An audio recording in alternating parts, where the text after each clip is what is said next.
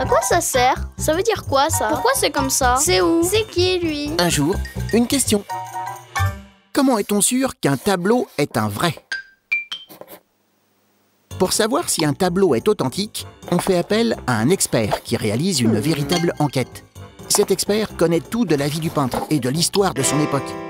Il va rechercher l'existence de ce tableau dans des livres, sur de vieilles gravures ou consulter les descendants du peintre. Mais comment être sûr qu'un tableau est un vrai? Souvent, l'expert tourne le tableau. Derrière, la toile donne des indices. Si elle est irrégulière, donc faite à la main, le tableau est sûrement ancien. On sait aussi qu'avant le XVIIIe siècle, les couleurs étaient naturelles.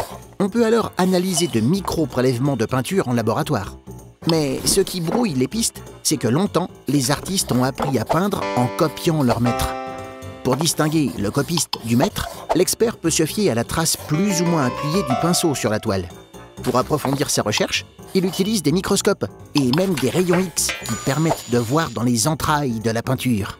Parfois, c'est un ongle qui parle. Le Caravage, un grand artiste du XVIe siècle, peignait d'un seul coup de pinceau les ongles de ses sujets. Enfin, pour démasquer une fausse signature, plus récente, une lampe spéciale rend l'imposture fluorescente. Cette enquête est longue. Des experts ont mis 2 ans pour proclamer qu'un tableau retrouvé dans un vieux grenier avait été peint par le Caravage. Or, d'autres experts ne sont pas d'accord.